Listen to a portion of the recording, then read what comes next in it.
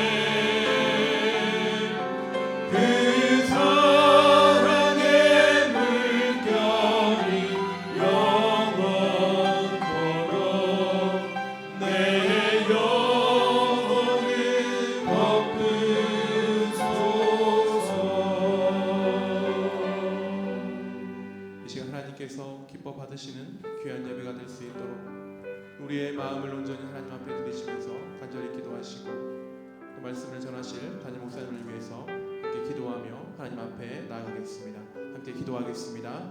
사랑과 은혜가 풍성하신 하나님, 오늘도 우리에게 귀한 예배의 시간 허락하심을 감사합니다. 시간 정과 진리로 하나님이 기뻐하시는 아름다운 예배 드리기를 원합니다. 주님께서 우리의 예배를 주관하여 주시고 기뻐받아 주시옵소서.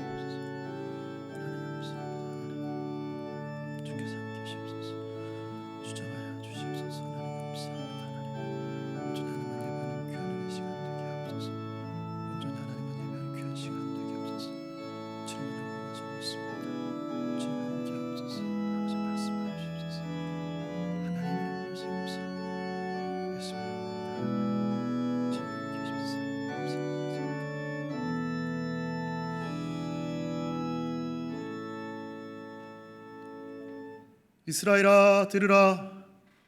우리 하나님 여호와는 오직 유일한 여호와이시니 너는 마음을 다하고 뜻을 다하고 힘을 다하여 내 하나님 여호와를 사랑하라. 하나님은 영이시니 예배하는 자가 영과 진리로 예배할지니라. 아멘.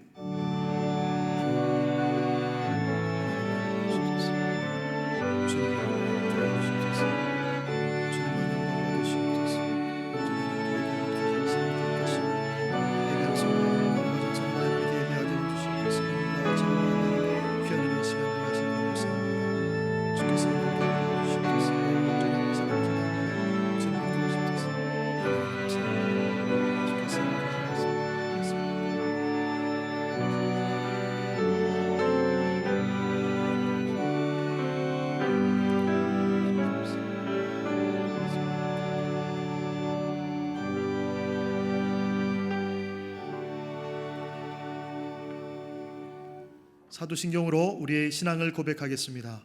전능하사 천지를 만드신 하나님 아버지를 내가 믿사오며 그 외아들 우리 주 예수 그리스도를 믿사오니 이는 성령으로 잉태하사 동정녀 마리아에게 나시고 본디오 빌라도에게 고난을 받으사 십자가에 못 박혀 죽으시고 장사한 지 사흘 만에 죽은 자 가운데서 다시 살아나시며 하늘에 오르사 전능하신 하나님 우편에 앉아 계시다가 저리로서 산자와 죽은 자를 심판하러 오시리라. 성령을 믿사오며 거룩한 공예와 성도가 서로 교통하는 것과 죄를 사하여 주시는 것과 몸이 다시 사는 것과 영원히 사는 것을 믿사옵나이다. 아멘. 교동문은 마가복음 1장 1절과 15절, 10장 44절과 45절입니다.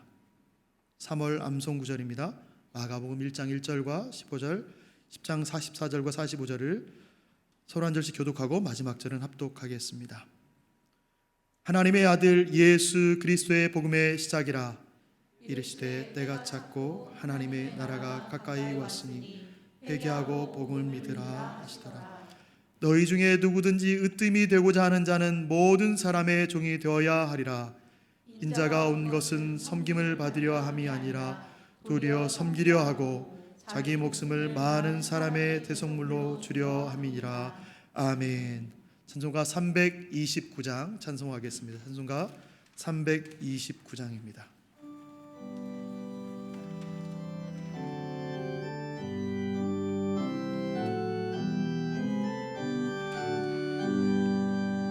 주날 불러 이르소서 말씀대로 전하리라. 나 주님의 뜻을 따라 길 잃은 양 찾으리다. 주 날 인도하옵소서. 나도 남을 인도하리. 주 말씀에 줄인 양떼 다 먹이게 하옵소서.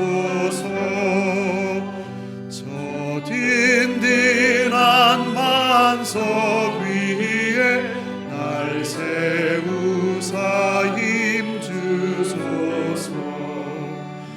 내 손을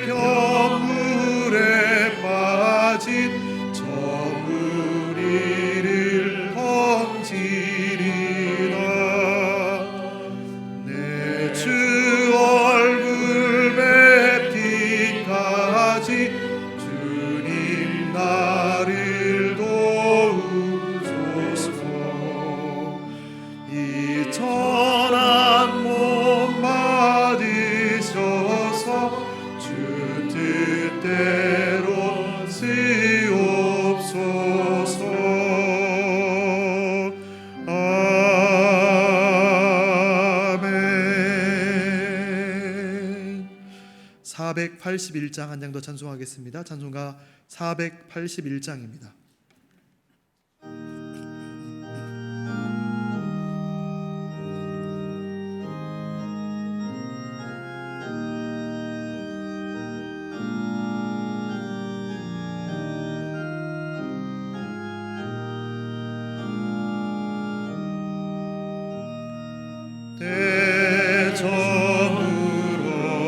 대저물어서 날이 어두니 구주여 나와 함께하소서. 내 친구 나를 위로 못할 때 날 돕는 주여 함께하소서.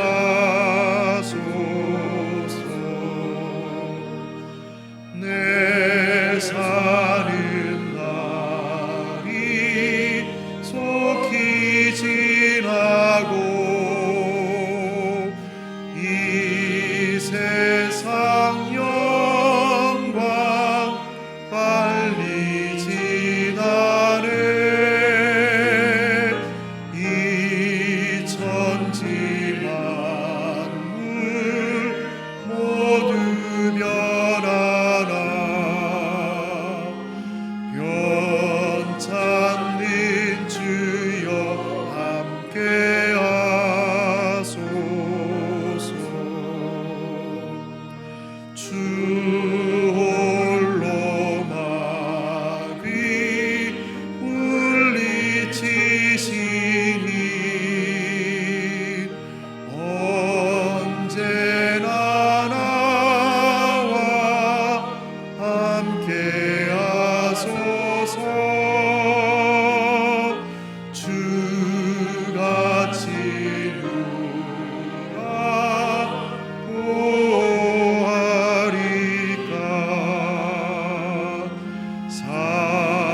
사랑의 주여 함께하소서.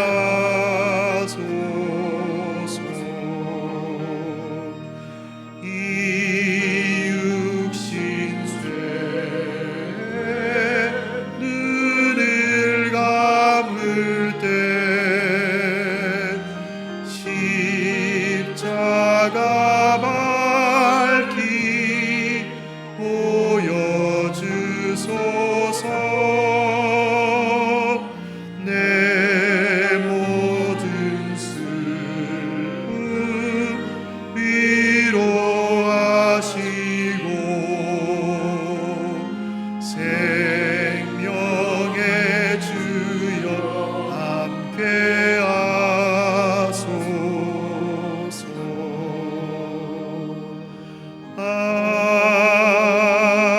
아멘.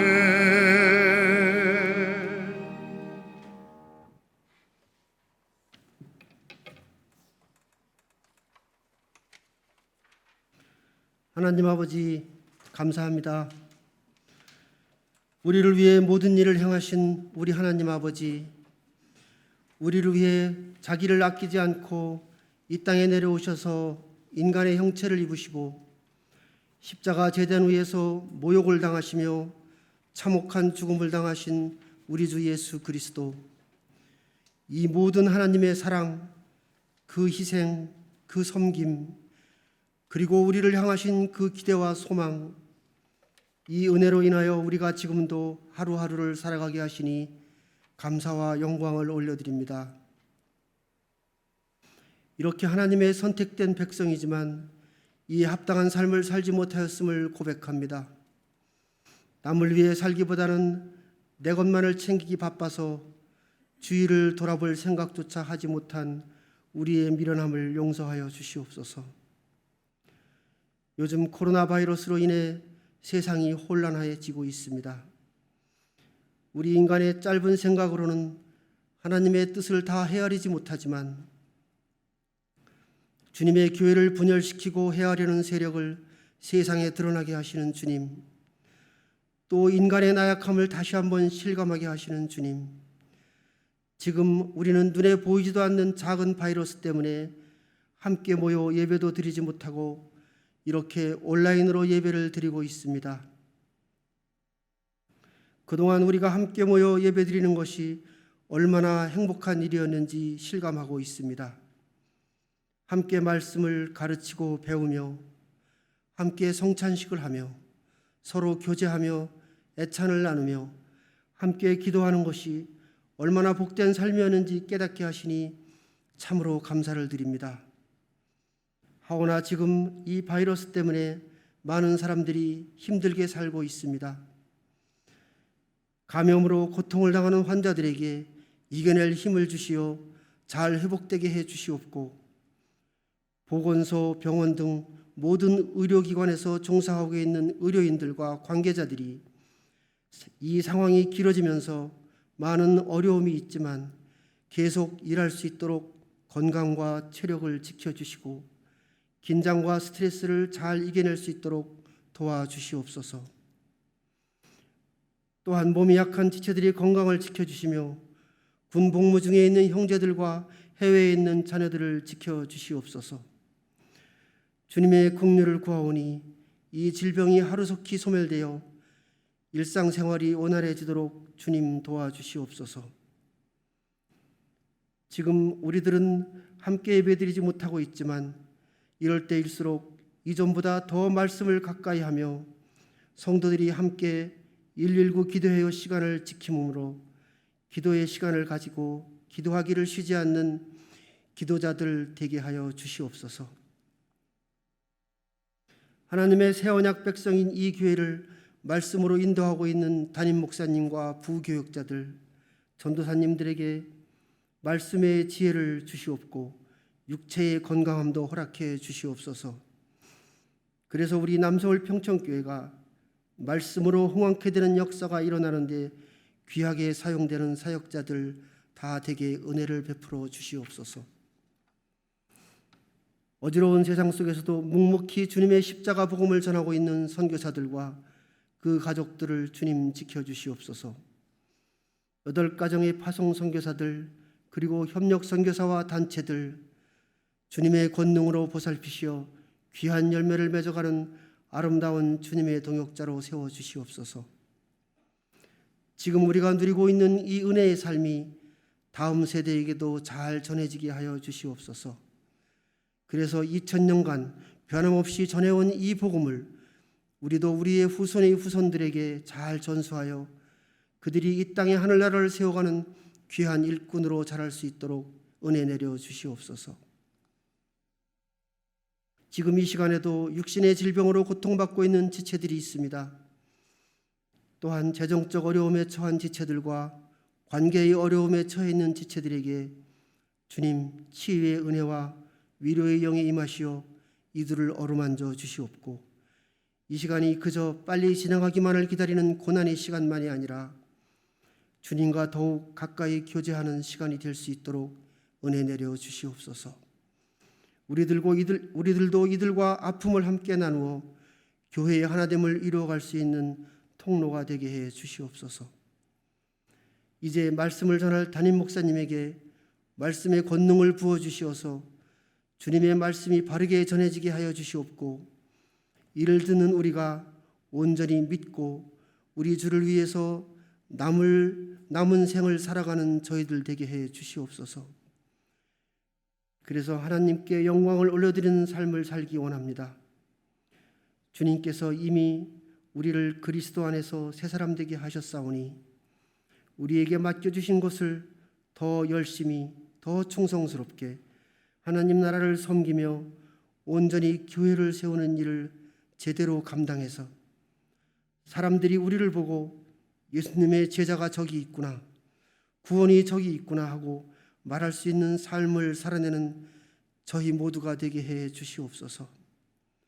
이 모든 것을 다 은혜로 베풀어 주실 줄 믿고 감사드리며 우리 주 예수 그리스도의 이름으로 기도드리옵나이다.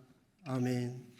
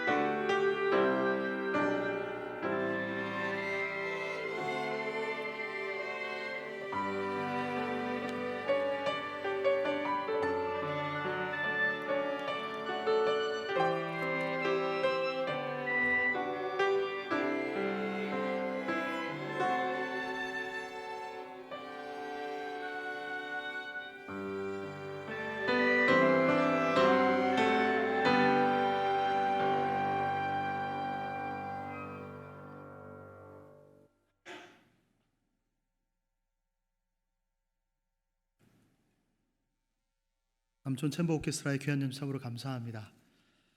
3월의 두 번째 주일 온라인으로 예배드리는 모든 분들을 주 안에서 사랑하고 축복합니다. 교회 소식 알려드리겠습니다. 코로나19로 인해서 오늘과 다음 주일은 온라인으로 예배드립니다. 예배 영상은 예배 시간에 맞춰서 주일 예배 시간에 맞춰 10분 전부터 시작합니다. 영상은 유튜브 남서울 평촌교회 채널과 교회 홈페이지 생방송 바로가기를 통해서 시청할 수 있습니다. 온라인으로 예배하는 기간 중에는 헌금을 주보에 기재된 계좌로 이체하시면 됩니다. 계좌 항목에 맞게 이체하시고 입금자란에 이름과 헌금 항목으로 기재해 주시기 바랍니다. 동명이인 경우에는 첨가 고유명을 넣어주시기 바랍니다. 지난주일 헌금을 대구 경북 지역에 있는 교회 지원을 위해 사용한다고 미리 말씀드렸는데요. 현재 우리 교회가 후원하는 경북 지역의 미자립 교회를 위해서 사용될 예정입니다. 성심으로 동참해 주셔서 감사합니다. 3월 20일까지 새벽 기도회, 수요예배는 온라인으로 예배를 드립니다. 새벽 기도회와 수요예배 예배 시작 전 10분 전인 새벽 5시 20분과 저녁 7시 50분에 영상이 송출됩니다. 금요 기도회는 무지개 편지로 가정에서 예배 드립니다. 나라와 교회를 위한 119 기도회가 계속 이어집니다. 하루 한 번 밤 9시에 온 성도가 같은 시간에 같은 기도 제목으로 함께 기도합니다. 기도 제목은 교회 홈페이지 공지사항을 참고해 주시기 바랍니다. 내일부터는 새로운 기도 제목이 올라갑니다. 미리 준비하셔서 함께 기도해 주셨으면 좋겠습니다. 오늘 우리에게 허락하신 하나님 말씀은 사무엘상 3장 10절에서 18절까지의 말씀입니다. 구약성경 412면에 있습니다. 사무엘상 3장 10절에서 18절까지의 말씀을 저와 여러분이 한 절씩 교독하고 마지막 절은 합독하겠습니다. 412면 3장 10절입니다. 여호와께서 임하여 서서 전과 같이 사무엘아 사무엘아 부르시는지라 사무엘이 이르되 말씀하옵소서 주의 종이 듣겠나이다 하니 여호와께서 사무엘에게 이르시되 보라 내가 이스라엘 중에 한 일을 행하리니 그것을 듣는 자마다 두 귀가 울리리라. 내가 엘리의 집에 대하여 말한 것을 처음부터 끝까지 그날에 그에게 다 이루리라. 내가 그의 집을 영원토록 심판하겠다고 그에게 말한 것은 그가 아는 죄악 때문이니 이는 그가 자기 아들들이 저주를 자청하되 금하지 아니하였음이니라. 14절입니다. 그러므로 내가 엘리의 집에 대하여 맹세하기를 엘리의 집의 죄악은 제물로나 예물로나 영원히 속죄함을 받지 못하리라 하였노라 하셨더라. 사무엘이 아침까지 누웠다가 여호와의 집에 문을 열었으나 그 이상을 엘리에게 알게 하기를 두려워하더니 엘리가 사무엘을 불러 이르되 내 아들 사무엘아 하니 그가 대답하되 내가 여기 있나이다 하니 그가 이르되 내가 무슨 말씀하셨느냐 청하노니 내게 숨기지 말라. 내게 말씀하신 모든 것을 하나라도 숨기면 하나님이 내게 벌을 내리시고 또 내리시기를 원하노라 하는지라. 사무엘이 그것을 그에게 자세히 말하고 조금도 숨기지 아니하니 그가 이르되 이는 여호와시니 선하신 대로 하실 것이니라 하니라. 아멘. 오늘도 우리 주님을 사랑하셔서 예배의 자리에 나오신 우리 모든 남서울 평촌교회 성도들 모두에게 하나님의 크신 말씀의 은혜가 임하기를 예수 그리스도의 이름으로 축원합니다. 네, 엊그제 경칩이 지났습니다. 이제 봄이 왔다고 본격적으로 봄이 왔다고 우리에게 말해주고 있는데 요즘 늘 떠오르는 말은 출래불사춘입니다. 상투적으로 이맘때가 되면 늘 해오던 말이지만 봄은 왔을 때 아직 봄이 오지 않은 우리의 지금 상황이 계절적으로는 봄인 듯 하나 우리가 느끼는 봄은 아직 아닌 것 같은 현실을 맞닿고 있는 것 같습니다. 이 코로나19 바이러스로 인해서 우리의 삶이 많이 위축되어져 있습니다. 어서 빨리 꽃피는 봄은 아니어도 그저 일상적인 평범한 일상, 소박한 일상으로만 돌아가도 참으로 기쁘게 하루하루를 보낼 수 있을 것만 같습니다. 하나님께서 얼른 우리의 이 계절을 바꿔주시기를, 우리의 마음에도 참으로 하나님의 따뜻한 은혜의 빛을 비춰주시기를 간절히 소망합니다. 계절은 바뀝니다. 환절기가 있듯이 시대도 바뀝니다. 과도기가 있습니다. 한 시대에서 한 시대로 넘어가는 그 과도기에 때로 그 시대의 절망의 모습을 보지만 그 시대 안에 하나님께서는 소망을 심겨놓으신 모습을 우리는 보게 됩니다. 사무엘서를 우리가 묵상하고 있는데 이 사무엘서의 초반의 모습이 그러한 시대였습니다. 과도기와 같은 시기였으며 사사시대의 극심한 악행, 그 암흑한 현실 앞에서 이스라엘 백성들에게 여전히 소망을 두시고 그 가운데 하나님의 계획을 이루어 가시는 하나님의 놀라운 역사의 모습을 우리는 보고 있습니다. 한나의 이야기로부터 그 일이 시작되었습니다. 이어지는 사무엘상 2장에 엘리의 아들들의 이야기가 기록되어져 있습니다. 그리고 오늘 사무엘상 3장에 이르러서 드디어 사무엘이 역사의 전면에 등장하고 있습니다. 하나님께서는 이 사무엘을 통해서 새로운 시대를 준비하고 계셨습니다. 사무엘상 3장을 시작하실 때 이런 말씀으로 시작하고 있습니다. 이 아이 사무엘이 엘리 앞에서 여호와를 섬길 때에는 여호와의 말씀이 희귀하여 이상이 흔히 보이지 않았더라. 여호와의 말씀이 희귀하여 이상이 흔히 보이지 않았더라. 이 말, 엘리 제사장이 사역했던 그 시대, 사사시대의 말미에 하나님께로부터 오는 계시의 말씀들이 거의 없었던 시대였다라고 증언해주고 있습니다. 하나님의 계시는 말씀에서부터 비롯되어집니다. 그 계시의 말씀을 전해야 하는 책임이 바로 누구보다 제사장 엘리에게 있었습니다. 그러나 엘리의 눈은 어두워 있었습니다. 그의 눈이 어두웠다는 것, 그것은 영적인 분별력이 없다는 것입니다. 한나의 기도하는 그 마음을 볼 수가 없었던 그 눈, 한나의 마음을 볼 수 있는 눈이 그에게는 없었습니다. 자신의 욕망의 눈이 멀었습니다. 자식들의 악행에 눈을 감았습니다. 악하고 어두운 시대의 상황에 눈을 돌렸습니다. 그의 눈은 하나님을 향하여 떠있지 않았습니다. 그 영향이 고스란히 자기의 아들들에게 전하여졌습니다. 엘리의 아들들, 그들은 제사장이었지만 그 모든 삶이 하나님께 합당하지 않음을 성경에서는 이렇게 말해주고 있습니다. 2장 12절 말씀, 성경책 다 가지고 앉으셨지요? 네. 2장 12절 말씀 같이 보시면 엘리의 아들들은 행실이 나빠 여호와를 알지 못하더라 이렇게 말하고 있습니다.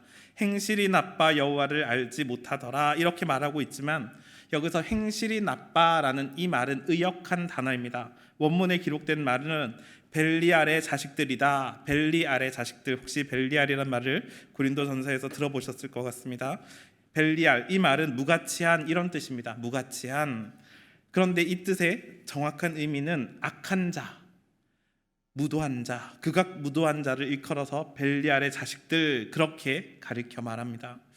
그들의 악행, 그러한 악행은 여호와를 알지 못함에서 비롯되었습니다. 그들이 악했기 때문에 그 악한 것 중에 하나로 여호와를 알지 못했다 이렇게 말하는 것이 아니라 그들이 악행을 행하였는데 그 원인은 여호와를 알지 못하는 데 있었다 그렇게 말하고 있는 것입니다. 그들이 여호와를 알지 못했기 때문에 그들은 벨리알의 자식들과 같이 하나님의 아들들이 아니라 사탄의 노예가 되어버린 극악무도한 자들이 되어버렸음을 그렇게 말해주고 있습니다. 그들은 제사장 가문에서 태어났습니다. 어릴 때부터 제사 제도를 익숙히 알았던 사람들이었습니다.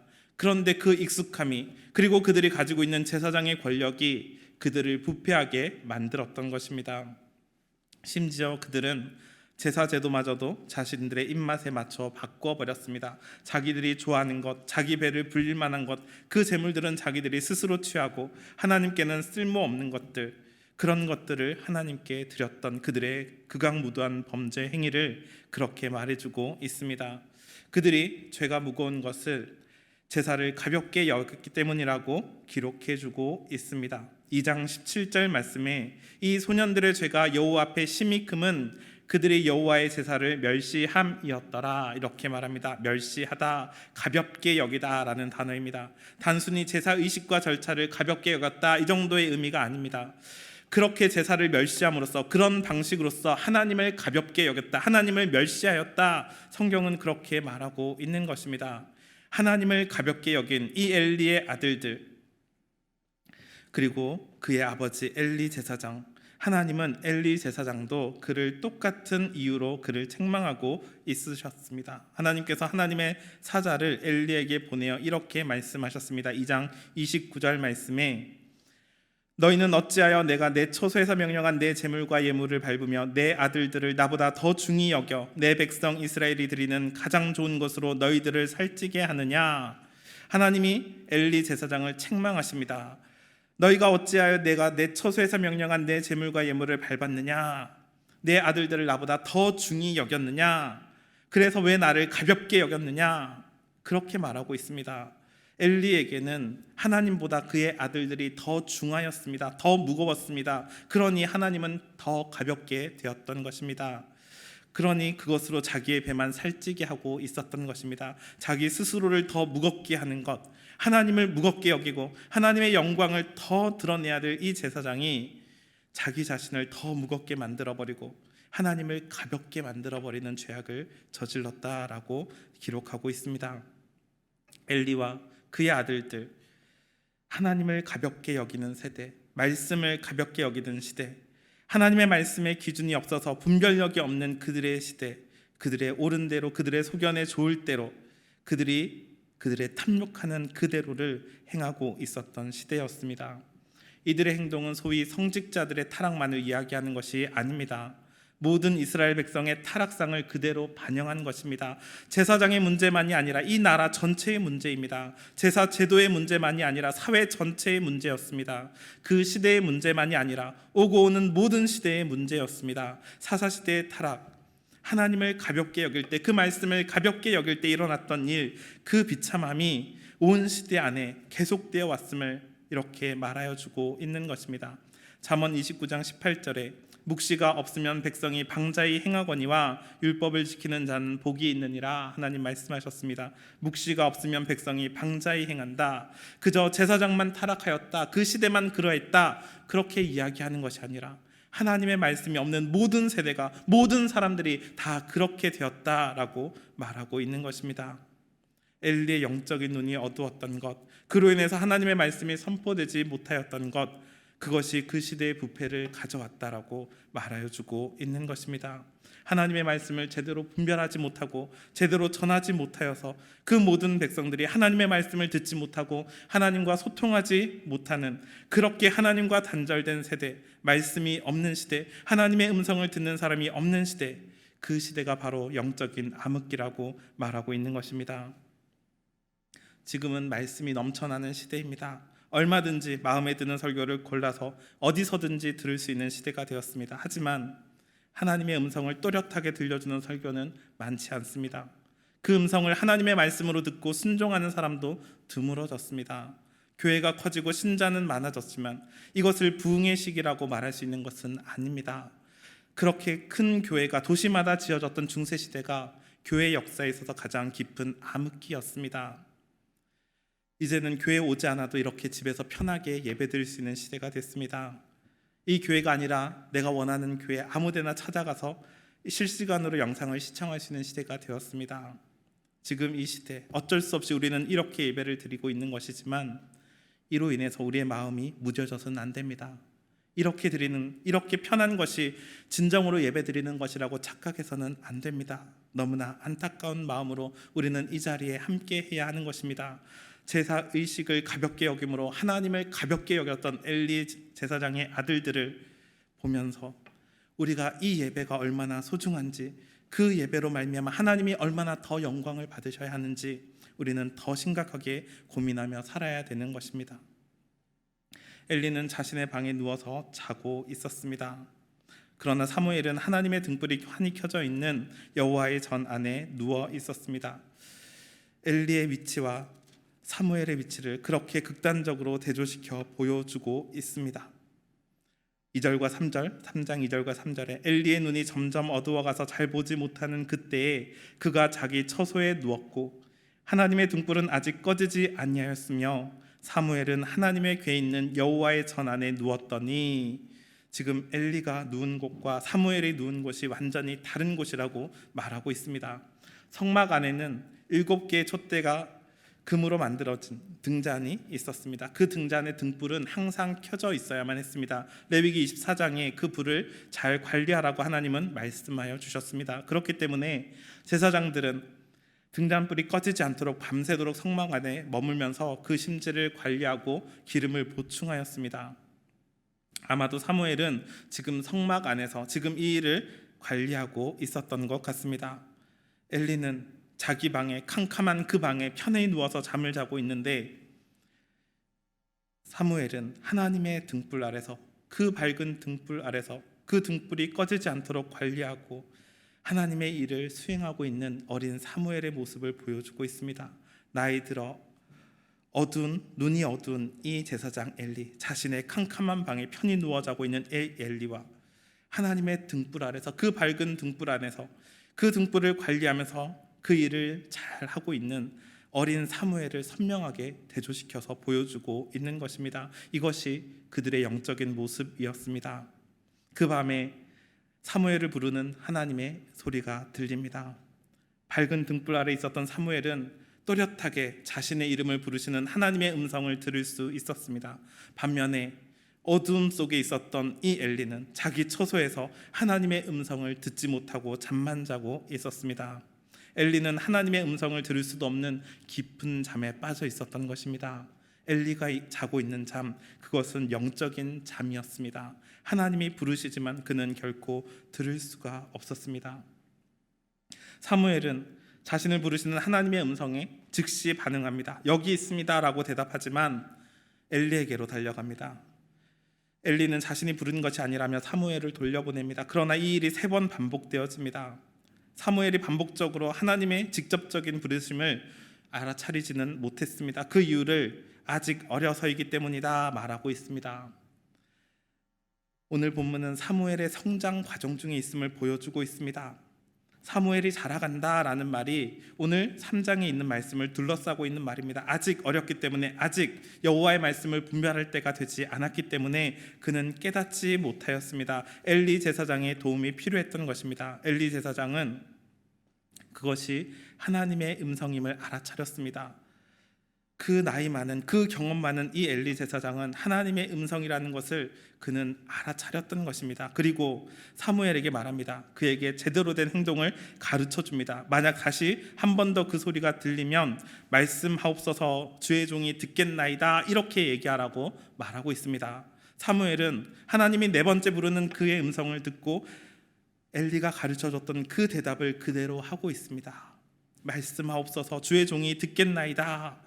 그것은 엘리가 가르쳐준 말이었습니다. 엘리는 누구보다 하나님이 부르실 때 어떻게 대답해야 되는지 누구보다 잘 알고 있었던 사람이었던 것입니다. 그런데 그는 지금 하나님의 음성을 분별하고 있지 못합니다. 사무엘은 말씀하시는 하나님의 음성에 대답하고 있습니다. 하나님께서 말씀하신다.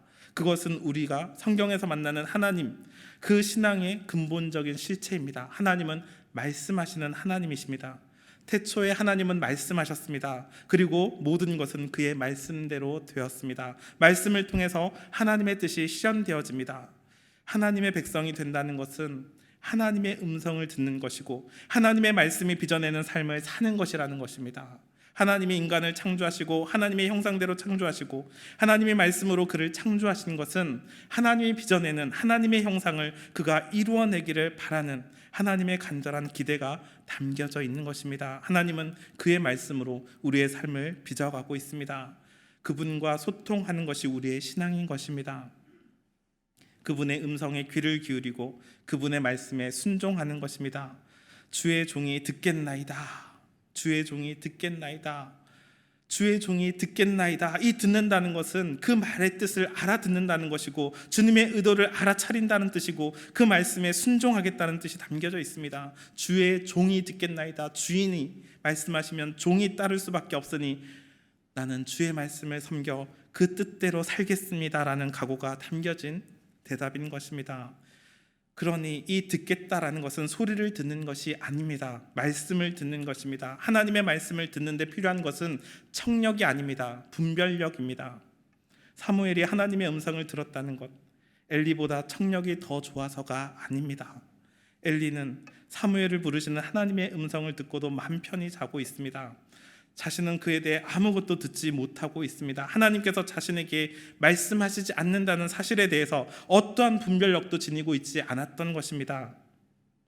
그 이야기가, 하나님께서 사무엘에게 하셨던 그 이야기가 바로 자기 자신 엘리에게 대한 말씀임에도 불구하고 그는 직접적으로 듣지 못하였던 것입니다. 전혀 분별력이 없습니다. 사무엘에게 하나님이 말씀하셨으면 제사장인 자기에게 왜 얘기를 안 하는지 하나님께 물어야 했습니다. 하나님께 기도해야 됐습니다. 무슨 이야기를 하시는지 엘리가 들었어야 됩니다. 그런데 엘리는 잠만 자고 있었습니다. 사무엘에게 정답을 가르쳐주고 가장 적절한 대답을 가르쳐줬던 엘리는 정작 자신이 해야 될 적절한 반응, 합당한 반응이 무엇인지 그는 알지 못하고 있었던 것입니다. 우리 각자 스스로가 하나님의 말씀에 바르게 반응하는 사람이 되어야 합니다. 하나님의 말씀을 알아듣고 그에 합당한 대답을 해야 되는 것입니다. 인간적인 지도자가 모든 사람들에게 필요한 때에 따라서 하나님의 모든 말씀을 다 증거해 줄 수는 없기 때문입니다. 우리 각자가 하나님의 말씀 앞에 서야 하는 것입니다. 지금이 그런 상황입니다. 우리가 함께 모일 수가 없을 때 우리는 각자 자기 자리에서 하나님이 내게 뭐라 말씀하시는지 우리가 들어야 합니다. 다른 사람을 통해 듣는 이야기가 아니라 하나님께서 내게 뭐라고 이야기하는지 우리는 그 음성을 들어야 하는 것입니다. 새벽 기도가 없다고, 순모임이 없다고 말씀 묵상마저 하지 않아서는 우리의 신앙은 결코 자랄 수가 없습니다. 하나님의 음성을 들을 수가 없고 그 뜻에 따를 수도 없습니다. 우리는 각자의 처소에서 말씀의 등불을 밝혀야 됩니다. 당분간 새벽에도 우리는 실시간으로 온라인 예배를 하려고 합니다. 혹시 여러분에게 도움이 되셨으면 좋겠습니다. 그 시간에 끼어서 여러분의 말씀의 등불을 밝히시길 바랍니다. 그 자리에 나와서 하나님이 내게 뭐라 말씀하시는지 새겨 듣고 그 말씀에 따라 순종하는 주의 백성들이 되길 원합니다. 하나님은 직접 사무엘을 부르셨습니다. 여호와의 말씀이 희귀하던 시대에 하나님은 자신의 종을 찾아와서 그를 직접 부르고 계십니다. 하나님은 사무엘을 10수년간 준비시켰습니다. 그리고 지금 하나님의 사람으로 그를 부르고 계십니다. 이제 새로운 시대가 시작되었다는 뜻입니다. 출애굽을 위해서 하나님은 모세를 준비시키셨고 시내산에서 부르셨습니다. 모세야 모세야, 하나님께서 2번 부르셨습니다. 이것과 유사하게 사무엘을 지금 2번 부르고 있습니다. 이렇게 이름을 2번 부르는 것, 반복해서 이렇게 부르는 것은 하나님이 그의 인생의 결정적인 순간에 찾아오셔서 부르는 것으로 우리는 이해해야 합니다. 이삭을 드리려고 아브라함이 하나님께 그 칼을 들었을 때 하나님은 아브라함을 2번 부르셨습니다. 사도 바울을 부르실 때도 그를 그렇게 부르셨습니다. 하나님께서는 사무엘을 통해서 하나님과의 소통이 단절되어져 버린 그 사사시대를 끝내고 이제 새로운 시대를 열어가시려고 사무엘을 부르고 계시는 것이었습니다. 흑암의 시대, 그 암흑의 시대에서 백성들을 이끌어내시기 위해서 또 다른 출애굽을 위해서 사무엘을 준비시키셨던 것입니다. 사무엘을 세워서 엘리를 대신하는 새로운 제사장으로 그를 부르고 계신 것이었습니다. 암흑의 시대의 마지막 제사장 엘리의 가문을 폐하시고 그 가문을 심판하시고 이제 새로운 시대에 하나님의 말씀을 뚜렷하게 전할 수 있는 이 사무엘을 부르신 것이었습니다. 여호와께서 사무엘에게 처음 나타나셔서 엘리의 집에 대한 무서운 심판을 선언하셨습니다. 그것을 듣는 자마다 두 귀가 울리리라 11절에 하는 이 표현은 큰 재앙을 선포할 때 하나님께서 사용하신 단어들이었습니다. 엘리의 집에 내리실 심판은 처음부터 끝까지 진행되는 완전한 파멸이라고, 영원한 심판이라고 하나님은 그렇게 경고하십니다. 이 말씀은 이미 하나님의 사람을 통해서 사무엘상 2장에 경고하신 내용입니다. 다시 한번 사무엘을 통해서 그 심판의 내용이 선언되어지고 있습니다. 그 심판이 확실함을 그렇게 말해주고 있습니다. 그 죄악에 가리켜 하나님은 사무엘에게 13절에 이렇게 말합니다. 내가 그의 집을 영원토록 심판하겠다고 그에게 말한 것은 그가 아는 죄악 때문이니, 그가 아는 죄악 때문이라고. 그가 모르는 죄악 때문이 아니라 지금까지 저질러 왔고 그가 알면서도 하나님께 돌이키지 않은 그 죄악 때문이라고 하나님은 그에게 말씀해 주십니다. 이어서 이는 그가 자기의 아들들이 저주를 자청하되 금하지 아니하였음이니라. 엘리는 앞서서 그의 아들들을 책망하였습니다. 2장에 보시면 그의 책망하는 장면이 나옵니다. 2장 24절에 내 아들들아 그리하지 말라. 그렇게 꾸짖기는 했지만 그는 적극적으로 말리지 않았습니다. 여전히 엘리의 아들들은 제사장의 일을 경솔히 행하고 있었습니다. 엘리의 책망은 들으나 마나한 책망이었습니다. 그 정도면 내 할 일 다 했다. 자녀를 위해서 이 정도만 책망하면 됐다. 그를 뜯어 말릴 생각은 하지 않고 그저 이렇게 말하는 것으로 그의 역할이 다 끝났다. 그는 그렇게 생각했습니다. 그렇게 끝낸 것은 하나님보다 그의 아들들을 더 중하게 여겼기 때문이라고 말하고 있습니다. 그렇게 말하는 것으로만, 책망하는 것으로만 끝낸 것이 하나님보다, 하나님의 말씀보다 그 아들들이 더 중하였기 때문에 그 아들들이 더 많은 삶을, 더 풍성한 삶을 그렇게 살기를 원했기 때문에 따끔한 말로 혼냈을 뿐만 아니라 아예 그 직을 파여서 더 이상 그 일을 하지 못하도록 말려야 했을 엘리의 책무를 그는 망각하고 있었던 것입니다. 이 심판은 이미 엘리에게 선언되었던 심판이었습니다. 하나님의 사람이 엘리 제사장을 책망하였을 때 우리가 앞서 보았듯이 2장 29절 말씀에 너희는 어찌하여 내가 내 처소에서 명령한 내 제물과 예물을 밟으며 내 아들들을 나보다 더 중히 여겨 내 백성 이스라엘이 드리는 가장 좋은 것으로 너희들을 살찌게 하느냐, 그렇게 말씀하셨습니다. 오늘 본문에 다시 내 제물과 예물이란 말이 똑같이 등장합니다. 14절, 그러므로 내가 엘리의 집에 대하여 맹세하기를 엘리 집의 죄악은 제물로나 예물로나 영원히 속죄함을 받지 못하리라 하였노라. 그들이 하나님께 예배하는 그 삶을 가볍게 여겨서 제물로나 예물로나 그것을 밟았다고 말했던 그대로, 그들이 멸시하였던 그 예배 그대로 하나님은 그 예배를 받지 않겠다고, 너희들이 드리는 이 제물로나 예물로나 어떠한 것들로 너희는 속죄함을 받지 못할 것이라고 하나님은 심판을 선언하고 있습니다. 제물과 예물로 하나님을 업신여겼기 때문에 그들은 어떤 제물과 예물로도 결코 속죄하지 못하고 하나님의 심판을 받아야 될 상황이 되었다라고 말하고 있습니다. 나를 존중히 여기는 자는 내가 존중히 여기고 나를 멸시하는 자는 내가 경멸하리라. 무엇을 존중히 여기고 있었는지, 무엇을 멸시하고 있었는지 정확하게 드러나고 있습니다. 엘리는 하나님보다 그의 아들들을 더 중하게 여겼기 때문에 하나님을 멸시하였고, 그리고 하나님의 예배를 멸시하였고, 그것으로 하나님께서 그를 심판하고 있는 것이라고 하나님은 말씀하고 있습니다. 다음 날 아침이 밝았습니다. 엘리는 간밤에 하나님의 음성을 들은 사무엘이 하나님으로부터 무슨 말씀을 들었는지 궁금해졌습니다. 그래서 엘리가 사무엘을 불러서 말합니다. 하나님께서 너에게 무슨 말을 해주더냐? 그는 자세히 물어봅니다. 아이러니가 아닐 수 없습니다. 지금 누가 누구에게 묻고 있는 것입니까? 하나님의 음성을 들어서 사람들에게 가르쳐야 될 이 엘리가 이 어린 사무엘에게 하나님께서 무엇이라고 말했는지를 묻고 있습니다. 당시에 엘리만한 영적인 지도자가 없었을 터인데 자신을 위해서 자신의 이 하나님의 성전에서 수종들며 봉사하는 이 작은 아이에게 하나님의 말씀을 물어보는 장면이 참으로 아이러니한 장면입니다. 그럴 수 있습니다. 하나님의 뜻을 아는 것은 직분의 문제가 아닙니다. 제사장이 더 많이 알고 초신자는 좀 적게 알고 그게 아닙니다. 나이 많은 사람들이 더 잘 알고 나이 어린 사람들은 아무것도 모르고 그것이 아닙니다. 아무리 경험이 일천해도, 아무리 그에게 지혜가 없어도, 세상적인 상식이 부족하여도 하나님은 얼마든지 그에게 말씀하실 수 있고 그가 그 말씀을 하나님의 말씀으로 받고 얼마든지 순종할 수 있으며 그가 얼마든지 하나님의 사람이 되어 하나님의 말씀을 전할 수 있음을 우리들에게 보여주고 있는 것입니다. 직분의 문제가 아니라, 나이의 문제가 아니라, 경험의 문제가 아니라, 지식의 문제가 아니라 하나님과 어떤 관계에 있느냐, 하나님 앞에 어떤 자세와 태도로 서 있는가, 그것의 문제라고 말해주고 있는 것입니다. 사무엘은 엘리의 부탁을 거절할 수가 없어서 그 밤의 이야기를 숨김없이 이야기해 줍니다. 엘리와 그의 가문에 내려질 영원한 심판에 대해서 세세하게 말하고 조금도 숨기지 않았습니다. 이것이 선지자 사무엘이 처음 했던 사명이었습니다. 하나님께서 그에게 처음 맡기셨던 사명이었습니다.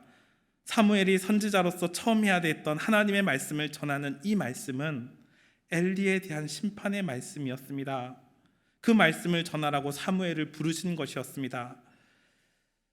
엘리의 간청으로 인해서 비록 말하고 있긴 하지만 하나님의 말씀을 가감없이 전하고 있습니다. 이스라엘 최고의 영적 지도자에게 심판의 저주를 선언하는 이 하나님의 말씀을 전하는 것입니다. 어린 사무엘이 어릴 때 자기를 아버지처럼 길러준 엘리 제사장에게 입에 담기 힘든 심판의 얘기를 그에게 해주고 있는 것입니다. 그것이 선지자의 책무였습니다. 어떤 어려움에도 하나님의 말씀을 그대로 전하는 것, 선지자로서의 사무엘이 처음 감당해야 했던 사명이 바로 엘리 제사장, 자기 아버지와도 같은 그 당시의 영적인 최고의 지도자였던 그에게 심판을 선언하는 일이었습니다. 사무엘은 철저히 하나님의 말씀에 의지하는, 그리고 그 말씀만을 전하는 선지자가 되었습니다. 오늘 본문 다음 20절에 이렇게 말합니다. 단에서부터 브에세바까지의 온 이스라엘이 사무엘은 여호와의 선지자로 세우심을 입은 줄을 알았더라. 여호와의 선지자로 세워졌다. 하나님의 말씀을 증거하는, 그 말씀하시는 것을 그대로 증거하는, 어떤 불편한 상황에도 불구하고 어떤 어려운 현실에도 불구하고 하나님의 말씀만을 그대로 전하는 선지자가 되어졌다라고 말하였습니다. 하나님은 그의 말이 하나도 땅에 떨어지지 않도록 하였습니다. 19절에 사무엘이 자라매 여호와께서 그와 함께 계셔서 그의 말이 하나도 땅에 떨어지지 않게 하시니, 그가 이스라엘의 선지자로 사명을 감당할 수 있었던 것은 하나님이 함께 해주셨던 것이고 하나님의 말씀대로 신실하게 이루어졌기 때문이었습니다. 말씀의 권위가 어디 있습니까? 제사장 엘리와 어린 사무엘 사이에 말씀의 권위가 어디 있습니까? 누구에게 있습니까? 제사장 엘리가 어린 사무엘에게 청하여서 하나님의 말씀을 내게 들려주십시오라고 청하고 있는 이 모습, 말씀의 권위가 어디에 있습니까? 나이가 많아도 제사장 직분도 소용이 없습니다. 하나님께서 엘리에게 하신 말씀을, 엘리가 직접 들어야 될 그 말씀을 사무엘에게서 듣고 있습니다. 영적인 리더십이 바뀐 것입니다. 말씀의 권위가 있는 자에게 영적인 리더십이 있다고 말하고 있습니다. 누가 이 시대를 이끌어가고 있습니까? 이 시대를 이끄는 자가 누구입니까? 하나님의 말씀의 권위를 가진 자입니다. 엘리는 폐하여집니다. 하나님은 사무엘을 세우셔서 새 시대를 이끌어가게 하나님의 말씀을 주셨습니다. 말씀의 권위가 있는 자, 그가 이 시대를 이끌어갈 수 있는 자입니다. 하나님은 말씀의 사람들을 부르셔서 새로운 시대를 이루어 가십니다. 우리 교회가, 우리들이 하나님의 말씀의 권위를 가진 그러한 교회가 되어야 합니다. 하나님이 하시는 말씀 그대로를 듣고 그대로 순종하며 그대로를 전할 수 있는, 이 사무엘이 했던 이 선지자와 같은 일을 할 수 있는 그러한 교회가 되어야 하는 것입니다. 엘리의 시대 3장의 시작에는 말씀이 희귀하여 사람들이 하나님의 말씀을 깨닫지 못하는 시대였는데, 이제는 이 3장을 종결하면서 단에서부터 브엘세바까지 여호와의 말씀이, 여호와의 선지자 이 사무엘을 통하여 편만하게 선포되는 장면을 우리는 보고 있는 것입니다. 이제 하나님은 자신의 침묵을 깨트리시고 사무엘을 통해서 말씀하시고 있습니다. 아무도 하나님의 말씀을 듣지 않고 전하지 않았던 그 시대에 사무엘은 하나님의 말씀을 들었고 그 말씀을 전하고 있었습니다. 새로운 시대는 하나님의 말씀의 시대입니다. 말씀의 통치를 위해서 하나님은 사무엘을 준비시키셨고 이후에 다윗을 통해서 그 말씀이 실현되는 것을 그 역사 속에서 확연하게 보여주고 계십니다. 하나님의 심판을 들었던 우리는 엘리의 대답을 다시 한번 살펴볼 필요가 있습니다. 하나님의 심판의 음성을 들었던 이 엘리 제사장은 이는 여호와의 신이 선하신 대로 하실 것이다 이렇게 말합니다. 언뜻 이 말씀만 보면 대단한 믿음의 고백 같습니다. 우리 가문을 완전히 멸망시키실 것이다. 하나님이 그렇게 심판하시는 것도 하나님의 선하신 뜻이라고, 하나님의 선하심을 찬양한다고, 나를 심판하셔도 선하신 하나님이라고 그렇게 찬양하는 대단한 믿음을 가진 것 같습니다. 그런데 거기서 끝입니다. 엘리는 늘 거기까지였습니다. 늘 거기가 자기의 최선이었습니다. 그의 아들들을 책망할 때도 하나님의 분명한 뜻, 하나님의 의도대로 그들이 하나님의 제사를 더 이상 멸시하지 못하도록 만들어야 했던 그의 책무를 망각하고 그저 하나님께서 너희를 심판하실 것이다 그렇게만 선언해보고 끝내버리고 맙니다. 하나님의 음성을 들었을 때에도, 그의 심판의 말씀을 들었을 때에도 하나님은 선하신 대로 하실 것이다 그것으로 끝나버립니다. 제사장 직분을 빼앗아서 다른 사람에게 주겠다고 해도 하나님이 선하시니 그대로 해달라고 그렇게 해서 끝나버리고 맙니다.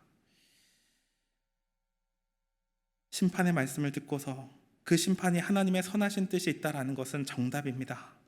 그런데 하나님이 기대하는 바는 그 정답을 말하는 게 아닙니다.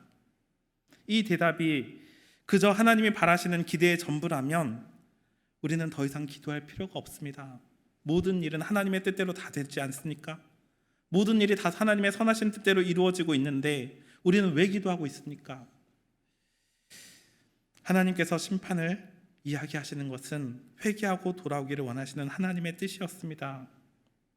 하나님은 히스기야가 병들어 죽게 되었을 때 이사야 선지자를 통해서 너의 생명이 이제 끝났다라고 선언하지만 히스기야는 기도의 자리로 나아갔습니다. 그리고 그의 수명을 14년간 연장받았습니다. 그 당시에 잔혹하기로 악명 높았던 니느웨 백성들, 아수르 사람들, 니느웨 백성들은 요나로부터 엄중한 하나님의 심판의 말씀을 들었습니다. 이 백성들이 회개하였을 때 하나님은 그의 진노를 누그러뜨리셨고 그들에게 심판을 면하게 해주셨습니다. 그것이 믿음입니다. 그것이 소통입니다. 하나님과의 관계입니다.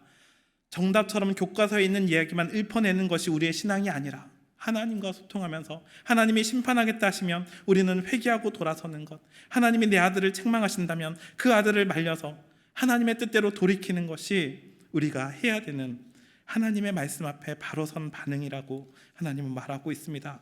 늘 옳은 말을 말하고 있는 엘리 제사장은 그 안에 전혀 하나님의 마음이 없었던 것입니다. 그는 그 마음으로 결코 영적으로 잠든 이스라엘을 깨울 수가 없는 사람이었던 것입니다.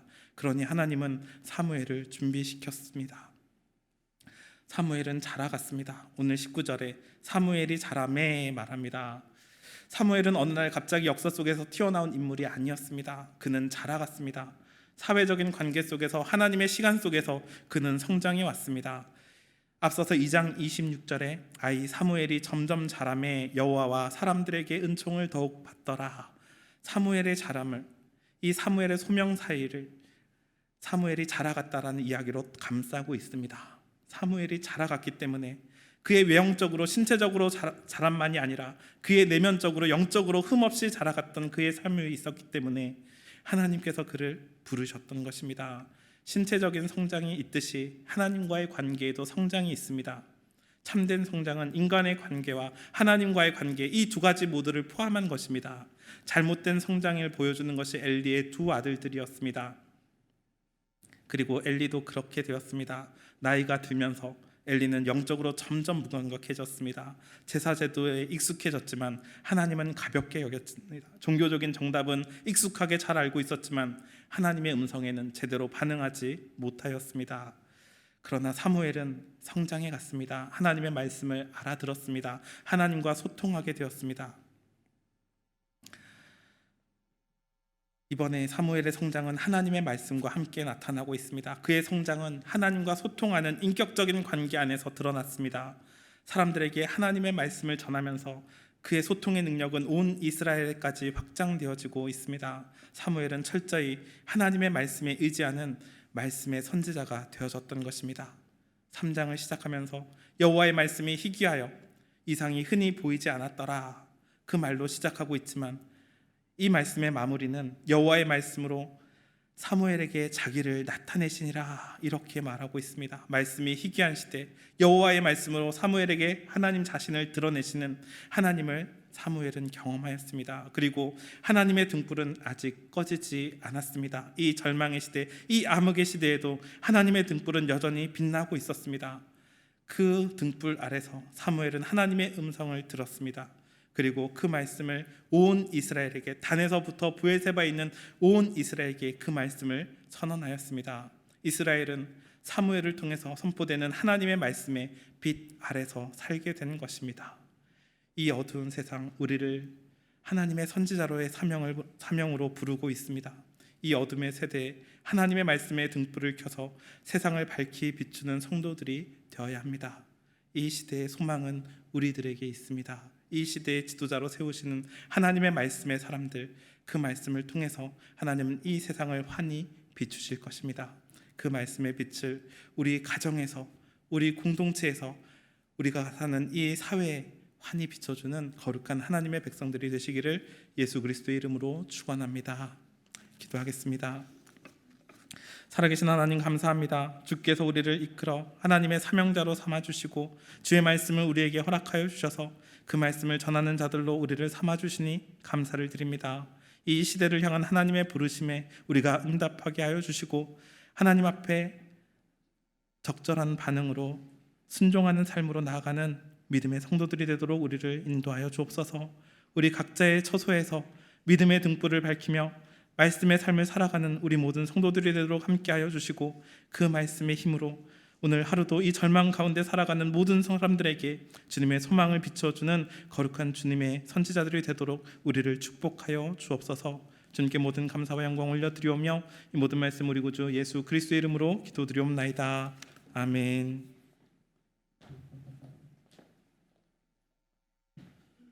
찬송가 312장 함께 찬송하겠습니다. 312장입니다. 3절은 일어서서 찬송하겠습니다.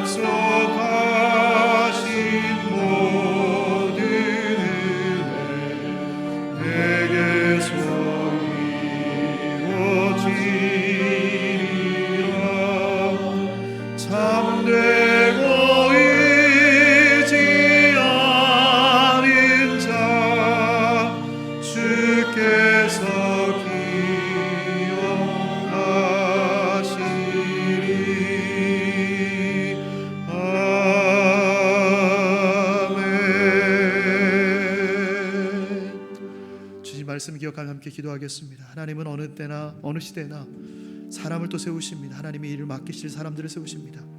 하나님의 등불을 꺼지지 않는 이 시대에 그 등불 아래에서 하나님께서 말씀하신 그 음성을 들을 사람들 찾고 계십니다. 주의 종이 듣겠습니다. 이 말은 들을 뿐만 아니라 순종하겠습니다라는 말입니다. 말씀의 권위를 가진 자, 선지자의 사명으로 부르시고 세상 밖으로 나아가서 세상을 밝힐 사람들 찾고 부르시고 계십니다. 함께 기도하실 때에 하나님 그 자리가 우리가 머문 자리가 되게 하여 주시고 우리가 주의 말씀을 듣고 순종하면서 세상을 밝히는 사람 되게 하옵소서. 함께 기도해 주십시오. 또 우리 자녀들이 그렇게 믿음으로 살 수 있도록 기도해 주시기 바랍니다. 우리 교회가, 한국 교회가, 이 나라가 하나님 앞에 겸손히 설 수 있게 해달라고 우리 함께 기도하며 나아갑니다. 기도하겠습니다. 아버지 하나님, 우리에게 귀한 은혜를 허락하시니 감사합니다. 오늘도 말씀을 주시고 우리로 하여금 이 말씀에 따라서 하나님의 뜻하신 말을 알게 하시니 감사합니다. 하나님, 이 시대를 향한 아버지의 마음을 함께 다시 한번 봅니다. 주여, 시대가 갈수록 시대가 변할지라도 하나님은 또한 시대가 한물기가 있을지라도 하나님은 또 사람을 세우셔서 또한 새로운 시대를 열어가십니다. 하나님의 일을 폐하시고 사무엘을 세우셨던 아버지 하나님, 또 이 시대도 여전히 하나님의 사람들을 이끄시고 세우십니다. 주님, 그때에 주님 제가 여기 있습니다, 주의 종이 듣겠습니다라고 고백하신 자들이 일어나게 하여 주시옵소서. 하나님께 들을 뿐만 아니라 순종하는 삶을 살게 하여 주시길 소원합니다. 우리가 순종함으로 나아가는 귀한 백성들을 주도로 붙잡아 주시옵소서. 하나님, 그리하여 하나님 말씀대로 선지자적 삶을 살고 세상을 밝혀가는 우리 모두가 될 수 있도록 은혜 주시길 소원합니다. 하나님, 그러한 우리 교회가 되게 하여 주시옵소서. 우리 자녀들이 되게 하여 주시옵소서. 하나님, 우리 그런 사람들이 될 수 있도록 붙잡아 주시고 다음 세대가 그런 세대를 될 수 있도록 주님 붙잡아 주길 소원합니다. 우리 교회가 그렇게 세워질 뿐만 아니라 우리나라 이 민족이 그렇게 쓰임 받아서 하나님을 향한 아버지의 마음을 반드시 깨닫고 그들이 들을 수 있는 귀한 민족이 될 수 있도록 그래 던지 배워 주시옵소서. 함께하시 하나님 기대합니다. 주님 영광 받으시옵소서.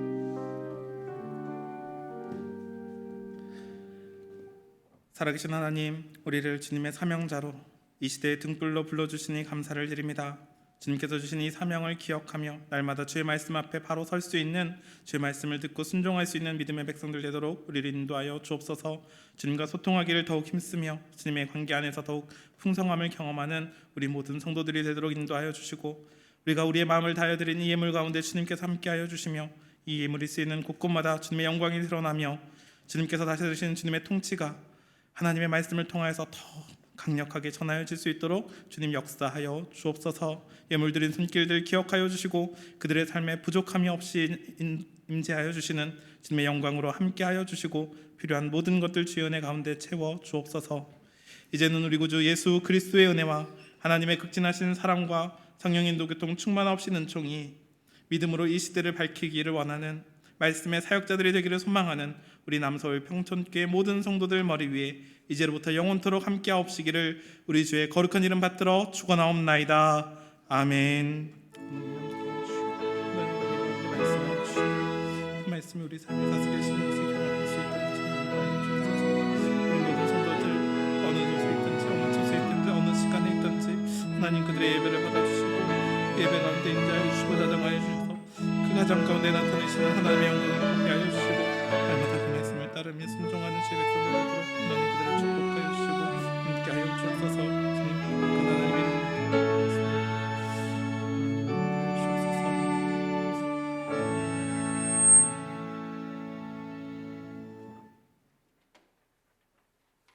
예배를 마쳤습니다.